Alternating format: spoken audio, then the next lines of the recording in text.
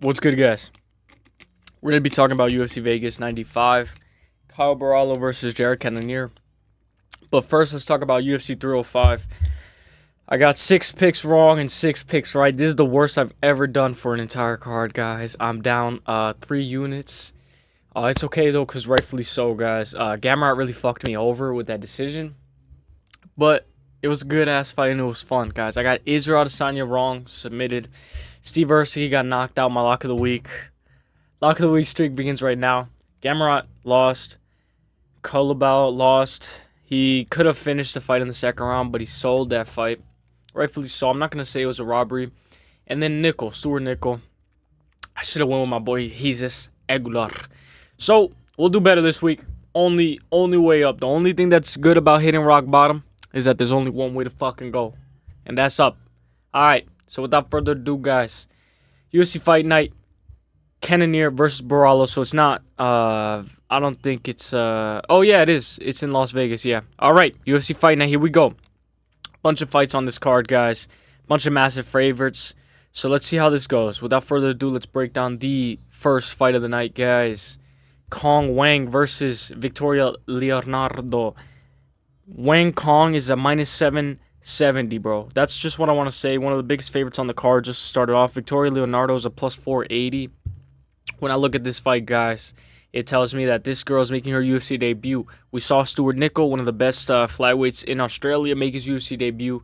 Had a little bit of a rough skid. So with making your UFC debut, I believe it's a 30% clip that you win at. But it's about who she's facing as well. So, Natila Silva, she's facing a veteran that's been in the UFC for a while. Very inactive. She's fought in Dana White Contender Series, but prior to that, she's fought 4 times in the span of 3 years. 34 years old for Victoria. 32 years old for Wang. Flyweight division. 5'6" to 5'5". 66-inch Reese to 64. Honestly, when I look at this fight, bro, I look at her red. This is what I pay attention to the most, bro. Manafrock, Caio, alright, that's fine. She's good. Melissa Gatto, KO, alright. And then when we look at this, Natalia Silva, she's really good, but it looks like she's being fed to prospects over and over again, so she's used as a stepping stone, guys. So with my first pick of the night for UFC Fight Night, I'm going to go Wang, just because I think she's a better striker. Not only do I think she's a better striker, but does she fit this -770? We'll find out Saturday. Majority of people have her to win by decision, but the people that are picking her to win by finish pick her by KO. She's really good. Let's see how good she is, and let's see if she's set for the UFC. Give me Wang to win by unanimous decision, 29-28. Next fight, Josiane Nunes versus Jacqueline Cavalcanti. So, Josiane Nunes just lost to Chelsea Chandler. We know Chelsea Chandler just lost her last fight pretty bad, bro. I can't remember the name. Chelsea Chandler just lost to Yano Santos, who was a -156. That was actually pretty good.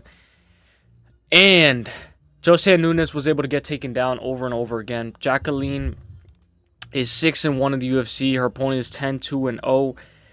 I want to look at the odds for this fight. I haven't pulled up on my phone because it's harder for me to see it on the screen. But when I look at this fight, the odds for this fight, Josiane Nunes is going to be the underdog in my opinion. I just can't see it right now. I don't think they have this fight up. Oh, right here. She's a +144. Jacqueline is a -186, bro. Honestly, bro. Josiane Nunes, bro. You got to pick your poison with her, bro, because 30 years old, 26 for Jacqueline. Bro, it gets mad. It gets mad hot in here. My bad. All right, so 30 years old, 26 years old, Jacqueline. Bantamweight division, 5'2" to 5'8", 67-inch Reese to 70. Jacqueline, it should be the better fighter. She's longer. She's longer, has longer reach, has everything. She's the younger fighter. She should be able to win this fight. The only thing you have to take into consideration is you know that this fight's going to go the distance, and it's going to be a slop fest, bro. With Josiane Nunes, she has the power. She can definitely hurt you on the feet. But if you try to take her down, her takedown defense is not really there. Her last loss in her last 5 was by split decision. Do what you want to do with that. I'm not going to put the fan too loud. Hopefully it's not too loud, guys. Majority Tapology has Nunes to win by decision. But I'm going to go Jacqueline Cavalcanti to win this fight by decision. It's funny because Jacqueline is the favorite, but majority of Tapology has Nunes to win this fight. So do what you want with that information. Nunes is plus 144, guys. If I learned anything last week, guys, I'm not betting on José and Nunes. All right. Now, next fight. Vasily Borshchev versus James Llontop, guys. Borshchev, bro, worst record in the UFC, in my opinion. 7-4-1. It's aging like a bag of milk. Draw against Nazim. I thought he was pretty good after that. Then he lost to Chase Hooper. Darce choke, bro. He got dropped by Chase Hooper, too. Like, maybe Chase Hooper's getting good. He's getting good, but Borshchev should have been able to at least make that a little bit more competitive than I expected it to. His takedown defense was terrible. James Llontop lost his last fight to Chris Padilla. Submission. These guys both suck at defending submissions. 32 years old, 25 years old. 155 to 155 lightweight division, 5'11 and 6'0, 69 is Reese to 73. I'm not picking Slava ever again. I'm never picking this guy. Whether he wins or loses, I'm never going to pick this guy. Of course, majority of Tapology has this guy to win by KO, but he's very inconsistent, and he tends to gas. He tends to gas pretty hard. Honestly, if you really break down his last 5, bro, he's 1-4, bro. If you really don't even count that draw. And I know record doesn't mean anything, but he lost to Mike Davis, lost to Mark Jacqueline, who's no longer in the UFC. He loses to a lot of hard grapplers, guys. This guy's coming from Dana White Contender Series, made his UFC debut, lost it, and he should have a little bit more success than if this was his UFC debut. I'm going to be taking James Llontop, guys. I'm taking him to win by unanimous decision. I know, guys, Slava is the favorite. Majority of Tapology is choosing Slava Borshchev. But I really don't even want to touch this fight with a 10-foot pole. It screams 1-800 gambler. I'm going to take James Llontop, guys. I'll take him at any day of the week. Let's see what he is, though. How much of a favorite he is, or how much of a... James Llontop plus 186. Borshchev minus 245. Every time Borshchev fights, bro, he's a minus 245 or 3 or 200. This guy sucks. He should never be anywhere near 240. But if you want to take him, use him as a parlay piece, you could take him. He's probably going to win this fight because of where Llontop is in his career. But I'm going to be going James Llontop just because I got to get some dogs. We need to get some dogs barking. We need some dogs barking. And we need the UFC to be elite. So give me James Llontop to win this fight by unanimous decision, 29-28.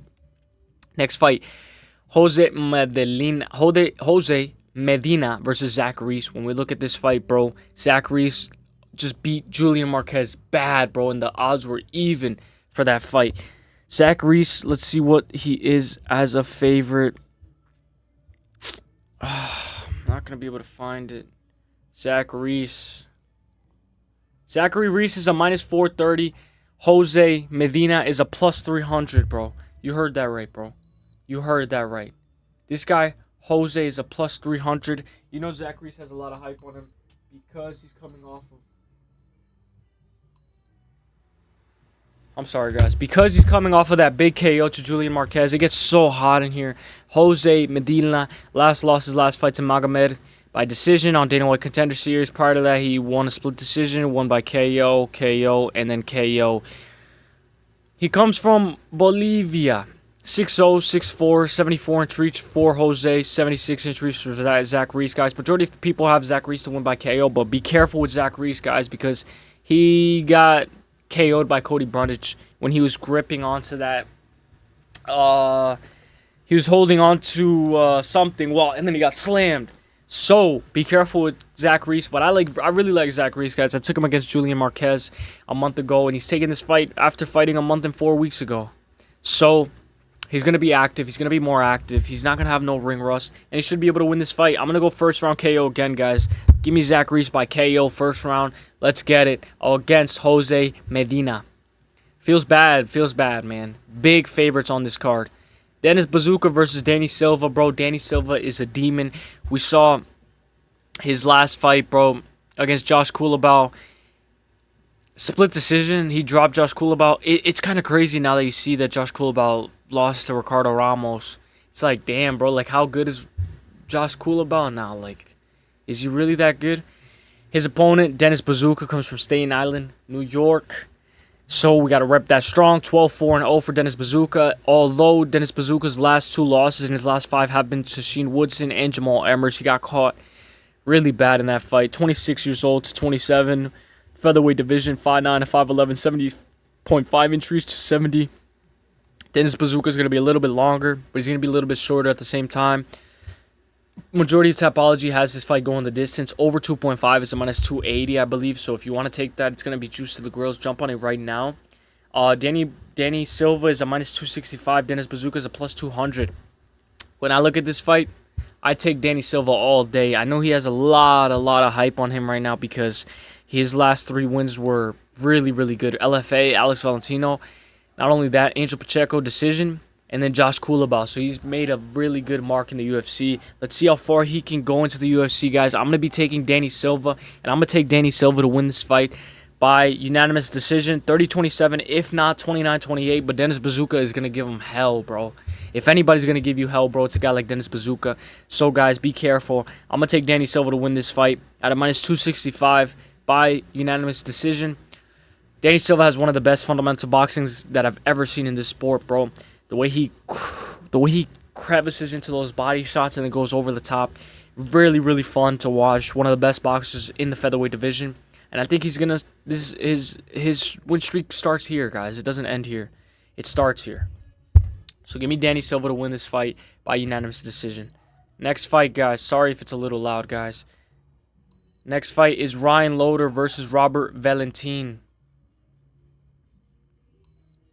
Ryan Loder's a wrestler, a hard grappler, bro. Robert Valentin is from Europe.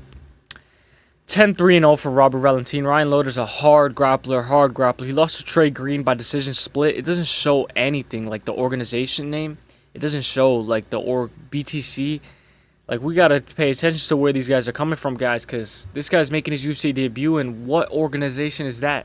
6-1-0 for Ryan Loder, 10-3-0 for Robert Valentin, 33 years old for Ryan Loder, 29 years old for Robert, 6'2", 77-inch reach. His reach is not apparent, it's not discrepant, it's not here. A lot of people have Valentin to win by KO. He's a striker versus grappler. Nobody has Loder, guys. Loder is a grappler. If he gets this fight to the ground, he will be able to control it, but you got to pay attention to his last wins, guys. You know what I'm saying? It's a lot of decisions. This guy who's coming is a finisher, guys. He's finished by submission. He's finished submission. And then he's finished by KO. So he can KO you and he can submit you, guys. I'm going to go Robert Valentin to win by KO. 3rd round. If it's not by KO 3rd round, guys, give me a unanimous decision. But, guys, do not just blindly tail. Do tape study on these guys. I watched a little bit of Robert Valentin more than I watched Ryan Loder because I was getting bored watching Ryan Loder, bro. I was getting so bored watching this guy fight. I was like, oh my god, bro, why am I watching this? So give me Robert Valentin. Maybe you guys are not going to like to hear that, but give me Robert Valentin to win this fight by 3rd round KO. He should be able to defend the takedowns. If not by KO, let's get a submission in there. Let's go, Robert. Next fight, guys, Michael Morales versus Neil Magny, guys. Michael Morales, the prospect, undefeated, 16-0. In the UFC, guys, he comes from Dana White Contender Series. Massive 4-fight win streak since the Dana White Contender Series. You can count it as 5. Trevin Giles, KO. Adam Fulgate, KO. Max Griffin, decision unanimous. And then Jake Matthews. I thought he should have been able to finish Jake Matthews, but Jake Matthews is a decision merchant, and he loves to go to decision. Jake Matthews showed that he's tough. He took 1 round off of Michael Morales. Or you could give it 30-27. However you wanted to score it. Michael Morales looked really good. In my opinion, though, do not take any under 2.5s with Michael Morales, bro. Michael Morales is not that guy. I did not like. He looked okay. He looked like he was sparring though against Michael. He looked like he was sparring. Michael Morales is a minus 520. Neil Magny is a plus 350, bro. Plus 350 for Neil Magny is insane, guys. I think, bro. I don't even know where Neil Magny's at right now in his career, bro. 29-11. His last loss was to Ian Machado. Gilbert Burns he lost to. But then he beat Mike Malott. Like, I don't know, bro. Bro, when I saw Mike Malott lose, bro, I'm like, oh my god, of course. Of course he lost. Michael Morales, though, should be able to avenge Mike Malott, guys. Michael Morales is huge for the division of welterweight. 25 years old, 37 years old for Neil Magny. This is just a stepping stone, guys. Michael Morales should be able to beat him. 170 for Michael Morales. He's huge, bro. 6'0", 79-inch reach, 80-inch reach for Neil Magny. It's crazy because Neil Magny's going to be the taller fighter. He's just skinnier, though. So Michael Morales is a little bit more filled out. Majority of Tapology already knows what Michael Morales' deal is. He loves to win a decision. If he doesn't KO you in the first round, he's going to win a hard, boring, sparring decision. So give me Michael Morales to win this fight by decision. 29-28, 30-27, 29-28. Let's get a KO, though, man. I want some plus money. Give me a KO, buddy. Give me a KO, right?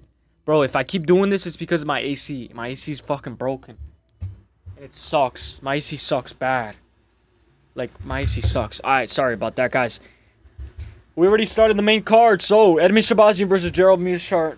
Oh, bro. Every time I see Gerald Meerschaert, I remember Hamza Chimaev walking him down. And he looks like a scared guy. And boom. Oh, and he fell and he died. I was like, oh, my God. Oh, my God, Gerald Meerschaert. Come on. You're a middleweight. Nah, I'm just kidding.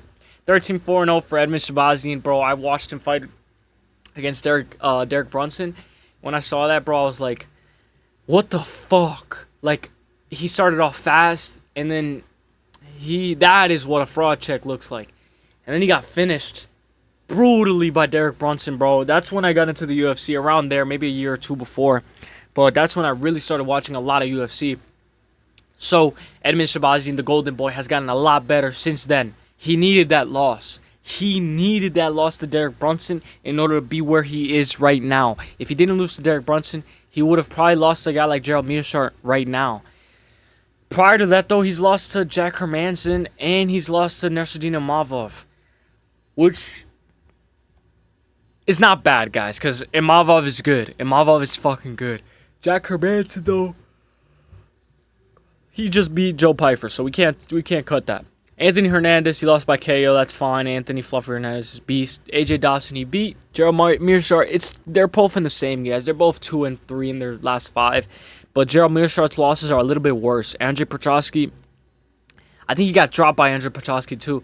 Joe Pyfer lost by KO. And then Jakto, he lost by decision, unanimous. And he's inactive, guys, in between, other than the 4 months and 2 weeks ago. Prior to that, 11 months ago. 1 year and 3 months ago. He fights every, 9 months, which isn't that inactive, but if you're not in the pinnacle of your career, bro, it looks like you're just collecting a check. 36 years old, 185, 26 years old. Edmen Shahbazyan, youngest fighter one of the youngest fighters in the UFC. 6'2", 6'1", 75-inch reach to 77. Give me Edmen Shahbazyan, the Golden Boy, to win this fight by KO, guys. Second round, I don't like how Andrei Prochazky dropped Gerald Meerschaert.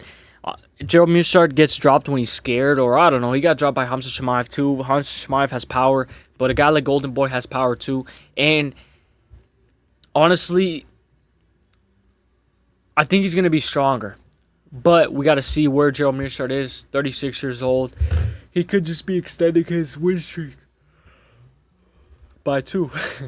But Edmen Shahbazyan to win this fight by KO, second round. Gerald Meerschaert, it's more likely because of where Gerald Meerschaert is in his career. If this was maybe 2 years ago, 3 years ago, I'd give it to Gerald Meerschaert because he has a great rear naked choke. Awesome rear naked choke. And Edmen Shahbazyan has been controlled over and over again on the ground by Nursidina Mavov, Derek Brunson, a lot of guys like that who they have mediocre wrestling, and they're controlling a guy like Edmen Shahbazyan, so it's kind of sad. But give me Edmen Shahbazyan. If he doesn't get grapple fucked and rear naked choked, give me him to win by KO in the second round, guys. I think he should be able to win that fight, guys. And it should be a good win and should be a good start to the next co-main. It should be a good start for the co-main. I cannot talk today. Angela Hill versus Tabatha Ricci, guys. Let me go over the odds. Let's go over the odds for the Edmen Shahbazyan fight, guys. Edmen Shahbazyan is a minus... He's a minus 295. Gerald Meerschaert's plus 220. Edmen Shahbazyan is going to be a minus 400 by the end of the week. Angela Hill versus Tabatha Ricci. Tabatha Ricci, the odds are dead even on this fight, guys. The only fight that I didn't show the odds for was this fight. Ryan Loder, because they're not up on my screen yet on FanDuel.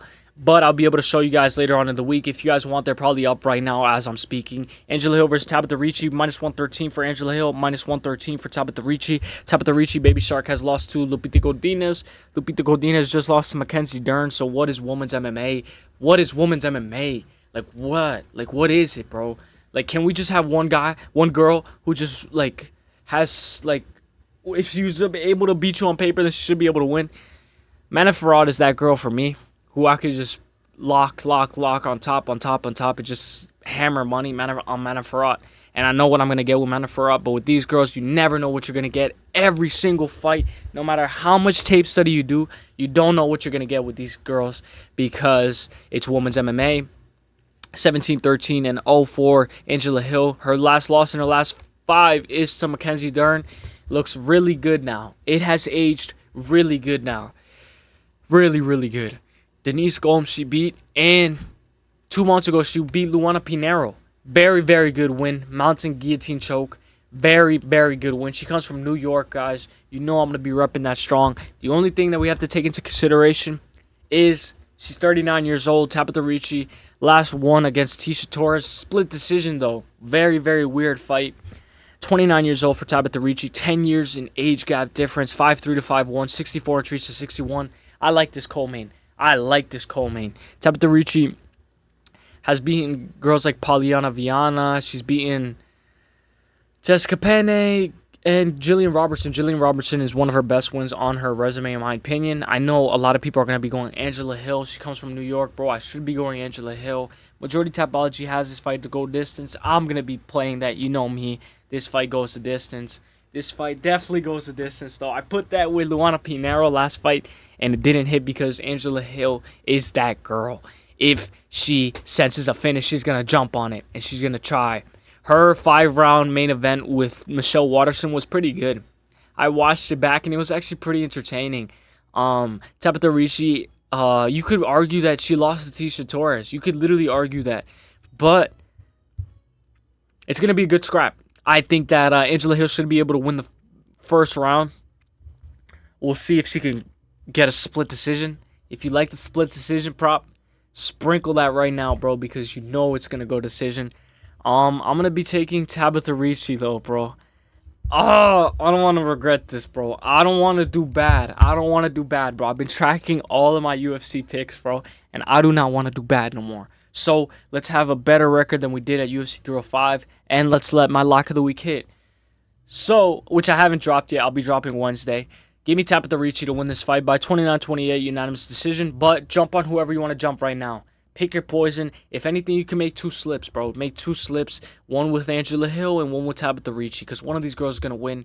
It's not going to be no DQ. One of these girls is going to win, and rightfully so. One of these girls is better than the other. In my opinion, I think Tabatha Ricci, but she has a lot of weird split decisions, and you can argue that she lost her last fight, so a girl like Angela Hill could give her a dog fight. So I might pick flip on that one, but I'm going Tabatha Ricci for now. Let's go. Main event, Jared Cannonier versus Caio Borralho. Caio Borralho, the natural, free spirit on his neck, versus Jared Cannonier, 17-7-0. Jared Cannonier has lost to Nassourdine Imavov, but we have to pay attention. It was only 2 months ago, so he steps right back in. Caio Borralho last fought 3 months ago. 40 years old to 31. 185, 186, 5'11 to 6'1, 77-inch reach to 75. Caio Borralho has the shorter reach advantage. I think that if this fight is on the feet, Jared Cannonier could get away with, coasting and stealing 1 round. And then Caio Borralho is going to have to grapple in between rounds, and he's going to have to control him. And he's going to have to take this fight to the ground. He doesn't really have the best submission. I mean, he has gotten submissions before, submission against Michael Jacek. But in my opinion, he's a decision merchant. He loves to win a decision. He knocked out Paul Craig, but Paul Craig gets knocked out by everybody, bro. And I think Jared Cannonier is on the decline, and I hate to say this because he beat Derek Brunson 2 years ago, Sheen Strickland 1 year and 8 months ago, and then Marvin Vettori he beat. But when we look at them, bro, it was a split decision against Strickland. Arguably could have lost that fight, but whatever. You want to give him that fight, you give it to him. He was coasting. He always coasts, bro. Against Israel Adesanya, he was coasting. He coasts against Strickland, and he coasts against Marvin Vettori. But he dropped Marvin Vettori in the first round. So he has that power. He can definitely drop Caio Borralho. But I'm not going to just jump the bandwagon. I'm not going to just go with what everybody's thinking. Cannonier has that power, and if he gets on top of Caio Borralho, those vicious elbows are going to be ruthless. I don't think Caio Borralho is going to be able to submit Jared Cannonier. So he has to put this fight in a way where he neutralizes Jared Cannonier by getting him tired.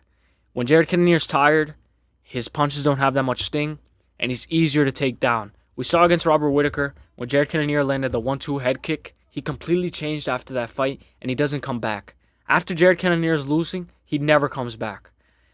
Sometimes against Kelvin Gastelum, he goes back and forth, and he wins a decision. Strickland back and forth, wins a decision. But if he's losing completely, Jared Cannonier would never come back. He has never come back from losing a whole fight, 4 rounds, and then comes right back like Caio, like Dricus du Plessis or something like that. Jared Cannonier is the guy who's either going to win by decision or some boring-ass way, or he's not going to win that fight at all from the first round and on. And that's kind of like a weird breakdown or a weird way to say it. But I'm saying this because Caio Borralho needs to grapple heavy and hard the first and second and third. But we're going to see how that looks, because I know he has to strike with him eventually. So when he strikes with him eventually, if it's at the beginning of the first round, he should do something like Dricus du Plessis, where at the 2-minute mark, he then puts on the pace.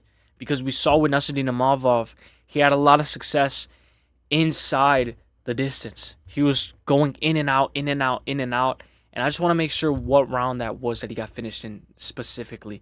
Round 4. So it was going long. So me personally, I think this fight goes a distance. No matter what, I think this fight goes a distance. I don't think somebody's getting a finish. If it is going to be finished, it's going to be on Cannonier's side. But don't doubt Caio Borralho, because he does have that underrated BJJ and submission and KO power. But I'm going to be going Caio Borralho to win this fight by unanimous decision. 48-47, 49-46, and 48-47. I think Killer Gorilla is getting overlooked. I think he's getting overlooked. And I think he has a lot of underrated power. And we know time and time again, he's always in a fight. He's always in it. Whether he loses the first, second, third, he's always in that fight. And that KO, TKO, you could even say that was an early stoppage against Nassourdine Imavov. He was standing up and he said, "What? Like, I'm still here." So this guy has a chin for days. I don't see him getting knocked out. If anything, maybe submission, but yeah, he doesn't really get submitted, Jared Cannonier. Jared Cannonier is that guy, man. He's a demon. But I'm going to go Caio Borralho to win this fight 48-47, 49-46, and 48-47 by unanimous decision. Fighting nerds. Let's go fighting nerds. Let's get it, guys. Let's look at the odds, guys. I haven't even looked at the odds. Caio Borralho versus Jared Cannonier. Caio Borralho is a minus 184. Jared Cannonier is plus 142. I'll take the minus 184 any day of the week. Let's get it, guys. See you guys in the next one. Let's get it. Peace. From the Middle East, the best is blessed, baby. The best is blessed. I'll see you at the top. Let's get it.